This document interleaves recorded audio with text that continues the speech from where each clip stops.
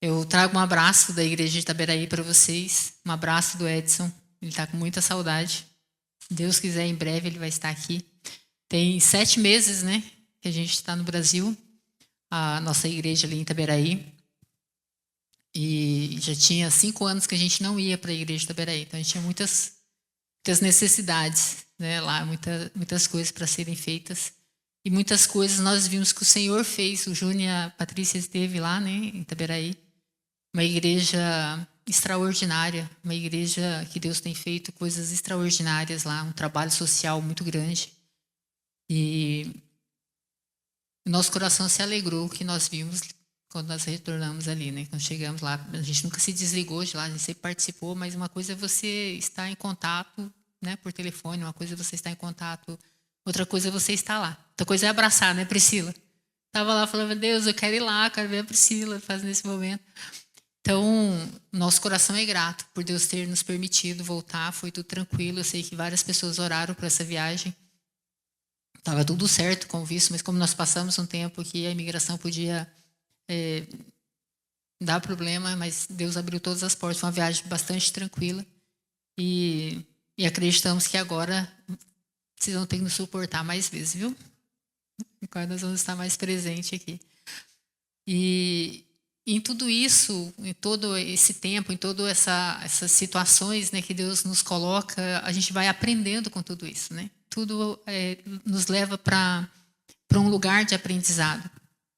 Nos leva para um lugar... Deixa eu pôr um time aqui, gente, porque a pessoa se empolga. Então, tudo isso nos leva para um aprendizado, nos leva para valorizar coisas que, às vezes, você passa por ela e aquilo não tem... Você não consegue ver o significado que aquilo tem para a sua vida. E quando você deixa de ter, ou quando você passa a ter de uma forma diferente, você vê o quanto que aquilo tem valor. Coisas que são tão simples, né? Coisas que você... É do teu cotidiano, que você tem ali. E eu brinco, eu falo assim, coisas que você fala... Não, isso aqui não tem valor. Quando você deixa de ter aquilo, você fala, nossa, como isso faz falta. E como que Deus cuida nos detalhes, né? Como que Deus supre nos detalhes. Então, voltar para Itaberaí, depois desse tempo, eu falou, como é que foi, pastora? Eu falei, foi um choque de realidade. A gente teve muitas coisas que aconteceram. Nesse período que a gente teve aqui, eu tinha uma filha do coração, nós perdemos essa filha. Então, voltar para lá era chegar lá e não encontrar ela. Encontrar meu neto, que tem 6 anos. Então, esse choque de realidade, ele é muito, muito forte, né? Eu perdi meu irmão. Então, eu encontrei meus outros irmãos. Então, encontrar meus outros irmãos. Então, esse choque de realidade. Mas a gente vê o tanto de coisas que Deus acrescenta na nossa vida e da forma que Ele acrescenta, né? E eu quero conversar um pouquinho hoje com vocês sobre um líder que ele passou por muitos desafios, que ele passou por muitas situações e que ao longo dessas situações, o comportamento dele, a forma que ele se portou diante de todas essas situações, fez com que a história dele fosse contada de uma forma diferente até daqueles que eram da mesma época, né? Que eram os contemporâneos dele, né? E eu quero falar com vocês hoje um pouquinho sobre Josué. Ele foi o sucessor de Moisés. Quero só contextualizar você quem que é Josué, né? Ele foi o sucessor de Moisés, escolhido por Deus para conduzir o povo para Israel. Ele estava próximo da terra prometida. Moisés, que tinha essa promessa, né, que levaria o povo, por alguns motivos, Deus não permite que Moisés entre. Mas Josué, que estava caminhando com ele, Deus falou, olha, é você que vai entrar na terra, que vai conduzir o povo. Josué aparece pela primeira vez lá em Êxodo 17:9, quando ele fala do comandante, que ele era comandante na batalha, né? Eu vou só citar o texto, nós vamos ler aqui, nós vamos ler um texto mais embaixo, tá, gente? Ele tornou-se ajudante de Moisés durante a jornada no deserto. Quando eles estavam no deserto, Moisés precisava de homens de confiança que fossem espiar a terra. Ele foi um desses homens que foram 12, né? Ele foi um dos 12 que foi para espiar a terra, que foi lá espiar Canaã. Ele chegou lá, olhou e falou, nossa, é a terra que Deus prometeu, tem tudo aquilo que Deus falou mesmo. Mas teve um grupo de pessoas que falou assim, não, lá tem gigante, lá tem... Ele falou, gente, mas é uma terra de oportunidade, nós vamos para lá, é o lugar que Deus nos falou.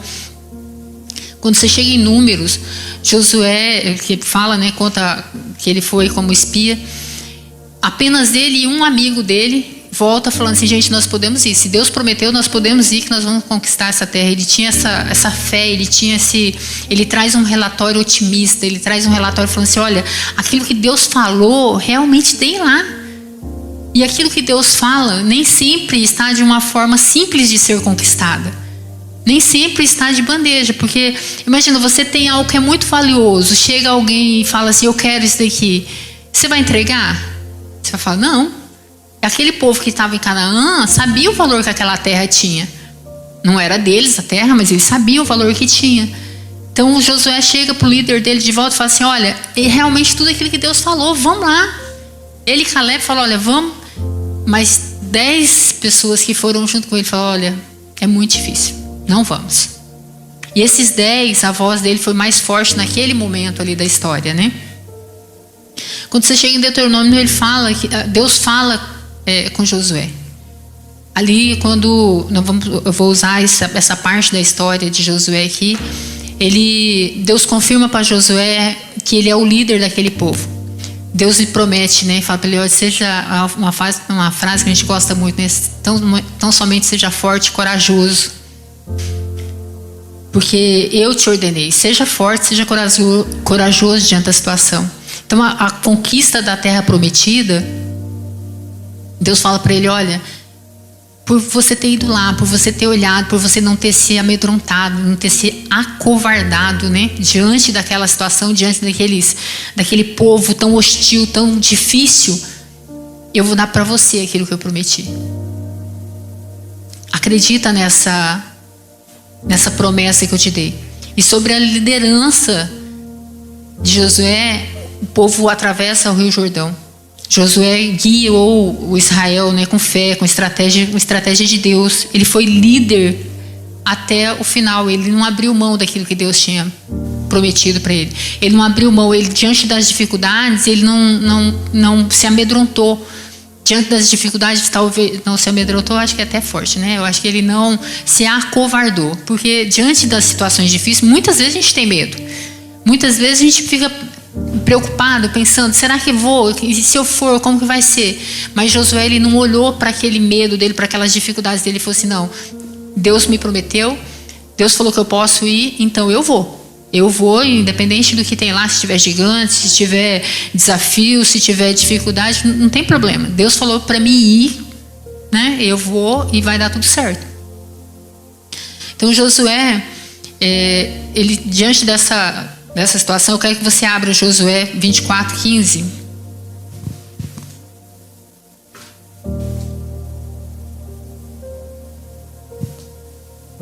Vai projetar aqui? Vamos ler junto aqui? Mas se vocês não quiserem servir o Senhor, escolha hoje a quem vão servir: os deuses a quem os pais de vocês serviram do outro lado do Eufrates, ou os deuses dos amorreus, em cuja terra vocês estão morando. Eu e a minha casa serviremos ao Senhor. Então, quando Josué passa por toda aquela situação ali, Deus fala para ele: olha, ser forte e corajoso, eu vou te dar a terra. Ele toma posse dessa palavra e ele conduz o povo. Aqui ele está chegando no final da jornada dele. Aqui ele está chegando num momento onde ele olha para tudo aquilo que ele fez na vida dele, e ele chama o povo, todo o povo, porque existiam muitos deuses, existiam muitas influências naquela época, naquele lugar. As pessoas cediam com muita facilidade. Então eram deuses para tudo que você queria, tinha um Deus. Para tudo que você queria, se fazia uma oferta para alguém. E ele fala: olha, se vocês querem continuar nessa vida de escravidão, nessa vida de dificuldade, está tudo bem. Mas eu e a minha casa, não. Eu não abro mão da minha casa. Um homem que já tinha construído uma história de tantas conquistas, né? Ele faz essa declaração no final da vida dele. Ele reúne o povo ali em Siquém e ele lembra de tudo que Deus fez para eles. Ele faz um discurso para aquele povo ali e ele lembra de tudo que Deus fez para ele.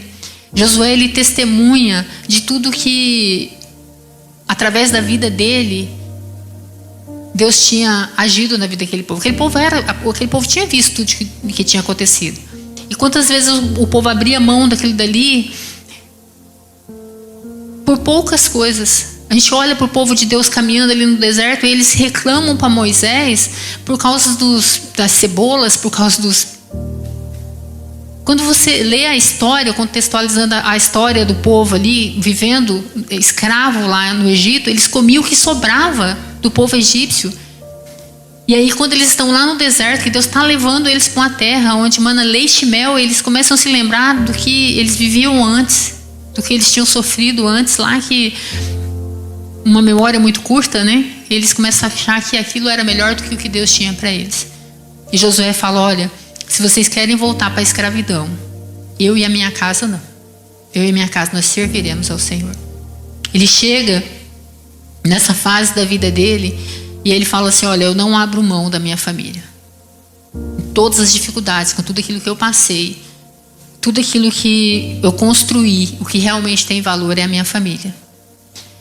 E quando nós olhamos para essa situação aqui, quando nós olhamos que o próprio Deus chega para ele, né, quando ele começa na verdade o ministério dele começa lá atrás, né, mas quando ele assume o povo, o próprio Deus chega para ele e dá várias instruções para ele, e o próprio Deus fala assim, olha, você vai, o próprio Deus anima ele. E eu fiquei pensando nisso aqui, falei, quantas vezes nós estamos diante de uma situação e o próprio Deus fala para nós, olha, vai passar, é um tempo. Isso aqui vai passar. E depois que isso daqui passar, isso vai servir de testemunho para que outras pessoas sejam fortalecidas. Então, nesse momento aqui, que Josué está terminando a carreira dele, né? Como Paulo diz, né? Terminei a carreira, guardei a fé, né? Tive o bom combate. Ele estava mais ou menos assim. Ele estava encerrando a carreira. Ele estava ali fazendo um discurso para aquele povo. E ele fala assim, olha, tudo aquilo que eu vivi, o que realmente tem valor, a minha família. E o que realmente tem valor, para onde eu estou levando a minha família, né? Porque muitas vezes o que nós estamos fazendo, porque quando nós olhamos para a Bíblia e nós olhamos para aquilo que Deus fala na Bíblia, desde o início, Ele tem um plano para quem? Ele tem um plano para a nossa família. Se você observar, quando Deus cria o homem, quando nós vamos lá para Gênesis, pode projetar para mim Gênesis 18. Ele fala aqui do propósito da união, né? O Senhor Deus disse ainda, não é bom que o homem esteja só. Farei para ele uma auxiliadora, que seja semelhante a ele. Próximo. O Senhor disse, havendo, pois, o Senhor Deus formado da terra todos os animais do campo, todas as aves do céu, trouxe Adão para ver que nome daria. E nome que ele desse a todos os seres vivos seria o nome deles. O homem deu nome a todos os animais domésticos, aves do céu e a todos os animais selvagens. Mas para o homem não achava uma auxiliadora que lhe fosse semelhante a ele. Então o Senhor Deus fez cair num pesado sono sobre o homem, e este adormeceu. Tirou-lhe uma costela e fechou o lugar com carne. E da costela que havia tirado o homem, o Senhor Deus formou uma mulher e levou até ele.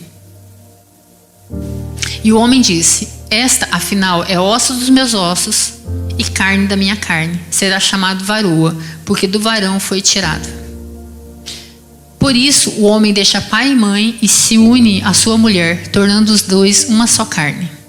Quando nós olhamos para esse texto aqui, para esse propósito de Deus, Deus criou o homem e tudo que tinha, né, tudo de bom Deus tinha colocado ali. Tudo de bom. Imagina você, um jardim sem nenhuma interferência. Quando nós vamos num jardim hoje, a gente já se encanta, não se encanta? Eu amo jardim, eu acho lindo. Você vai num jardim bem cuidado, eu acho lindo, eu acho maravilhoso. Já é maravilhoso você ir num jardim que o homem cuida. Você imagina um jardim que Deus criou, sem nenhuma interferência, sem nenhuma planta extinta, com os animais ali. Tava tudo perfeito, tava tudo lindo. E o homem tava lá, dando nome para um bichinho aqui, dando nome para um bichinho ali, né? Maior tranquilidade, na maior paz. Nem diz os homens que as mulheres pegam no pé, na maior paz. Mas de repente o homem fala assim, chegava no final do dia, cada bichinho ia lá para sua toca, ia lá para o seu galho. E o homem? Ele estava só. Porque ele tinha Deus que estava acima dele. E ele tinha os animais que estavam sobre ele. Mas ele não tinha ninguém para andar com ele, para dividir com ele, para construir uma história com ele. Deus falou assim: olha, não é legal que o homem fique assim. Não é legal que o homem ande só. Então eu vou fazer para ele alguém que entenda a dor dele. Eu vou fazer para ele alguém que fale a mesma língua que ele. Apesar dele, a Bíblia diz que ele conversava lá com Deus, conversava, mas quem entendia ele, quem sentia as mesmas coisas que ele, não tinha ninguém assim. Ele falou: vou fazer alguém que entenda a linguagem dele. Deus vai lá e faz a mulher para o homem. E ele faz da mesma carne. Ele faz alguém realmente muito próximo, muito parecido. Até a pastora Elaine pregou semana passada lá na igreja. Ela falou assim que Deus fez, a gente deveria imaginar uma parede, que Deus fez o homem sem reboco, aí ele fez a mulher, aí ele falou assim: bom, mas essa aqui eu preciso dar um acabamento melhor. Foi lá, deu um reboco, fez um... Então Deus fez o homem, pegou, falou assim: não, vou fazer, e fez a mulher. Para quê? Para caminhar junto, para ter alguém para dividir a vida, para ter alguém, para caminhar no mesmo propósito. Então a origem da família, ela está onde? Ela está em Deus. Se tem algo precioso que Deus nos deu, foi a família. Não foi o ser humano, não foi o homem que inventou, falou: agora olha que legal, vou criar uma família. Não, isso aqui foi criado lá atrás por Deus. A união entre o marido e a esposa é a parte divina, é que estabelece os papéis e a ordem, e estabelecendo esses papéis e essa ordem, Deus ordena a bênção dentro dessa relação. A família é um lugar de propósito. A palavra auxiliadora na Bíblia, ela fala de alguém que está junto. Quando ela fala assim: olha, a mulher deve ser submissa ao marido, ele não está falando assim: olha, o marido manda e a mulher obedece. Porque muitas vezes a gente vê essa confusão, a pessoa fala assim: você tem que ser auxiliadora. E aí o cara... Não, ele está falando: olha, eu te dei uma missão, e para essa missão eu estou dando alguém para estar com você. Ela está sobre a mesma missão, ela está caminhando junto. Deus deu para o homem a autoridade sobre o lar, o sacerdócio. Ele é a proteção da casa. Aí eu ainda brinco, eu falo assim: ser submissa a um marido como o Edson é muito fácil, porque a Bíblia fala, ele dá o exemplo do marido, fala: olha, você deve amar a sua esposa como Cristo amou a igreja. Então, ser submissa a um marido que ama você como Cristo amou a igreja é muito fácil. Então, quando nós entendemos esses papéis, a família, ela se constrói de uma forma tranquila, ela se constrói de uma forma consolidada. Então, quando a Bíblia fala assim: olha, vocês vão largar pai e mãe e vão se tornar uma só carne, ele está falando de um propósito, ele está falando de uma aliança. Família não é só um lugar de convivência, é um lugar de compromisso. E ele não é um lugar de compromisso financeiro, ele é um lugar de compromisso, lógico, também financeiro, mas é um lugar de compromisso espiritual, emocional. Então, se eu tenho alguma situação acontecendo dentro da minha casa, é problema meu também.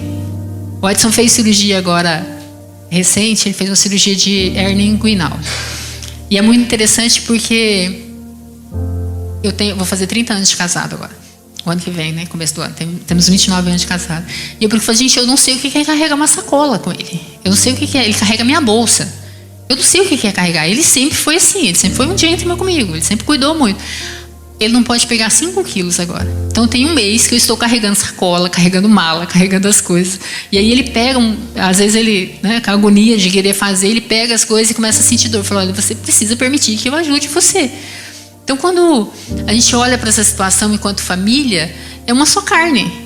Então ele está com o problema de não poder carregar um peso. E a Sirlene estava lembrando ali, quando ela tinha as crianças bebês, eu conheci ela com os bebês, antes da Pietra ainda, e ela saía com as crianças e com a sacola, e o Felipe do lado, gente, todo bonitinho, entendeu? Sem carregar nada. O Felipe não carregava, e as pessoas ficavam tudo olhando torto pro Felipe.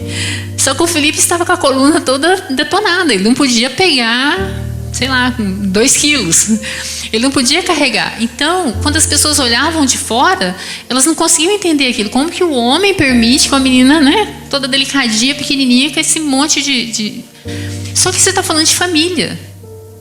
Você está falando da família. Então, se um na família tem um problema, o problema também é do outro.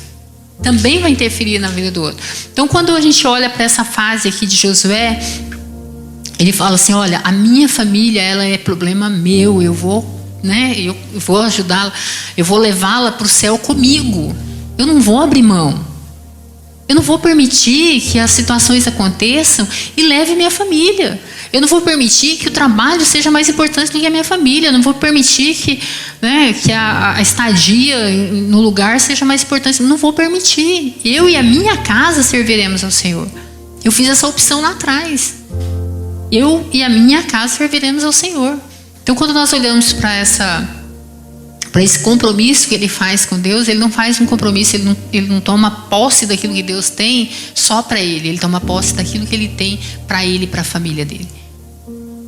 Então nós olhamos para essa situação de quando Deus cria a família, ele não faz a família, ele não cria o homem, né, pensando que o homem seja ele bem-sucedido, ele fala assim, olha, eu estou criando a família, estou criando o homem, vou criar a mulher para quê? Para que ele tenha alguém para dividir a vida, para que ele construa junto com essa pessoa, né? Em Salmos 128, ele escreve 128:1, você pode projetar para mim, por favor? Ele escreve a bênção do Senhor. Bem-aventurado aquele que teme ao Senhor e anda nos seus caminhos. Você comerá do fruto do seu trabalho, será feliz e tudo irá bem com você. Sua esposa no interior da sua casa será como uma videira frutífera. Seus filhos serão como rebentos de oliveira ao redor da sua mesa. Eis como será abençoado o homem que teme ao Senhor. Quando nós olhamos para esse texto aqui, ele fala que a bênção do Senhor,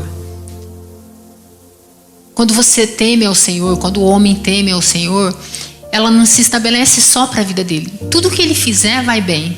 Tudo que ele fizer vai ser diferente. Então, quando nós cumprimos um princípio, aquilo que está no pacote do princípio, né, se a gente pode chamar assim, aquilo que está no pacote do princípio, ele vai se achegar a nós.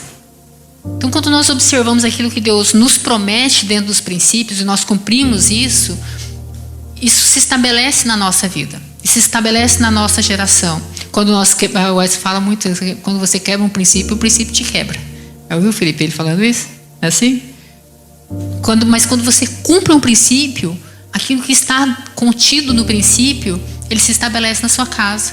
Então, quando nós tememos ao Senhor, a bênção dele se estabelece dentro da nossa casa. Nós veremos os frutos disso acontecer na nossa casa.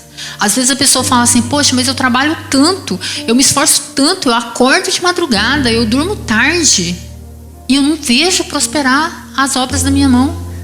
Mas aí a pessoa, ela não teme ao Senhor, ela não cumpre o princípio, ela não é uma pessoa dizimista ofertante, ela não honra pai e mãe, ela não honra o cônjuge, ela não honra a família, e aí ela quer colher do princípio. Não vai colher. Para que isso se estabeleça dentro da sua casa, você precisa observar os princípios. Quando nós abrimos mão, né, daquilo que o Senhor tem para nós não podemos requerer os benefícios quando nós não cumprimos, né? O princípio, nós não podemos requerer aquilo que está contido no princípio. A verdadeira esperança, ela não vem das situações favoráveis, mas ela vem da presença de Deus. Então, quando nós olhamos para Josué, para a história dele, quantas vezes foi desfavorável a situação? Quando ele voltou e todos os amigos praticamente, né, só Caleb que concordou com ele que aquela terra Deus tinha prometido, se Deus tinha prometido, Deus ia dar, e todos os amigos discordaram dele, não estava favorável. Quantas situações ao longo desses 40 anos ali no deserto se tornaram desfavoráveis? E eu fico pensando, eu brinco, eu falo que eu gosto muito de uma licença poética, né? Todo mundo aqui sabe o que é uma licença poética, né? Quando você está assistindo um filme, tem aquelas viajadas? Uma licença poética. Então eu gosto da licença poética. Às vezes eu começo a olhar para uma história e quando eu olho para a história dele aqui, nesse momento aqui que ele está ali chegando no final da vida dele, ele já está muito idoso, ele já passou por tantas situações, e que ele olha para trás, né, que ele olha para tudo que ele viveu, quantas vezes, naquele momento ali, quantas coisas ele deve ter visto das dificuldades que ele passou. Quantas situações aconteceram para que ele desanimasse, para que ele chegasse nesse momento aqui, talvez amargo. Poxa Deus, me esforcei tanto, trabalhei tanto, né? Agora que seria a hora de usufruir, mas demorou tanto para chegar que agora eu já estou tão, né? Já estou tão idoso. E agora quem vai usufruir vai ser meus filhos, meus netos, minha geração. Ele podia naquele momento ali estar amargo e estar falando assim, tá bom, né? Eu estou com a minha salvação garantida, estou indo para o céu, estou próximo. Quando Moisés sobe para o monte e não volta, né? Ele podia ter falado assim, poxa Deus, e agora? Porque a gente pensa comigo, naquele momento ali que ele sobe para o monte, que Moisés sobe e não volta, o cara ficou desempregado, vocês concordam comigo? Olha, o patrão dele morreu. Pensa na situação. Uma multidão de gente e vamos para onde? Deus fala assim, olha, agora é você. Ele podia falar assim, não, Deus, eu já sou um cara idoso, porque ele já não era mais uma criança, né? Eu já não sou mais um menino, já não tenho mais a força. Mas ele fala, não, Senhor, sou tão forte quanto naquele dia lá. Então, às vezes, diante de uma situação, quando ela não é favorável, nós esmorecemos. Nós queremos arrumar remédio para o que não tem remédio. Eu falo assim, olha, o que não tem remédio, remediado está, né? O que não tem remédio, remediado está. Se Deus prometeu, eu não posso querer ficar ajeitando as coisas.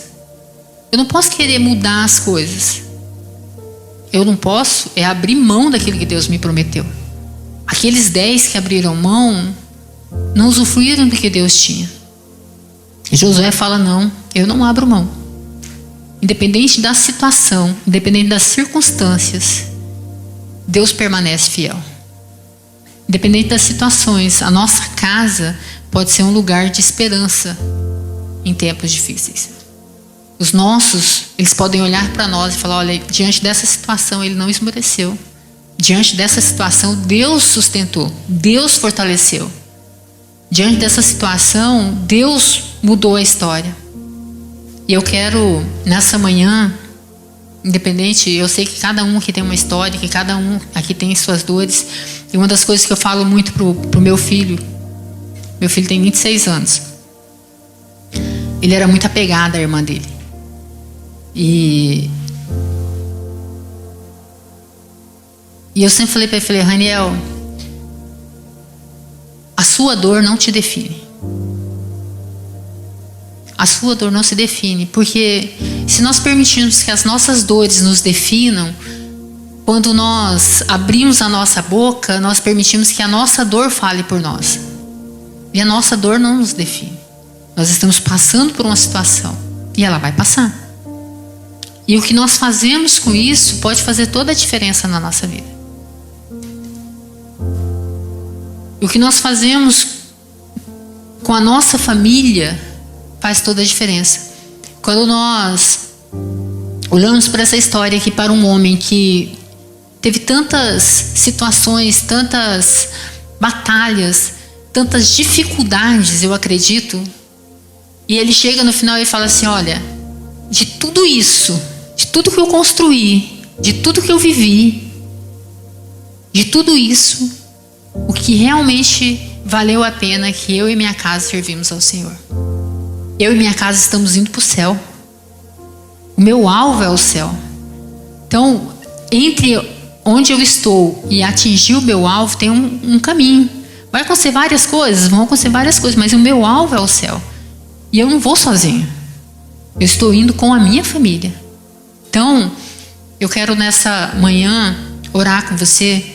Eu queria que você se colocasse de pé, antes de eu passar para o pastor Felipe.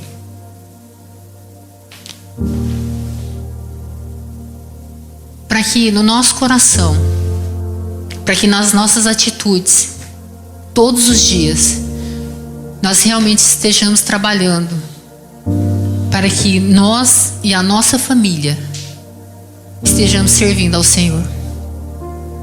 Porque se Deus colocou você aqui, se Deus te deu uma família, Ele te deu um propósito, Ele te deu um objetivo, que é levar essa família para o céu. Você não vai levar carro, você não vai levar casa, você não vai levar trabalho, você vai levar a sua família. Então que todos os dias o Senhor nos ensine, o Senhor trabalhe em nós, porque eu acho que a parte mais difícil, né, de como ser humano é a mudança em nós. Porque quando nós mudamos, aqueles que estão ao nosso redor, eles mudam. Esses dias eu estava conversando com uma pessoa, falei assim, a pessoa falando assim, porque eu tenho muitos problemas no relacionamento e tal. Eu falei, olha, constranja ele em amor. Eu quero chamar você nessa manhã a constranger aqueles que você conhece em amor. Amém? Graça e paz, família. Eu sou a pastora Sirlene.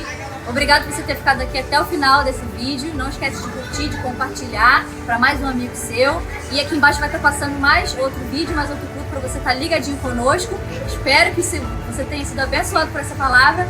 Um beijo, um abraço. Tchau.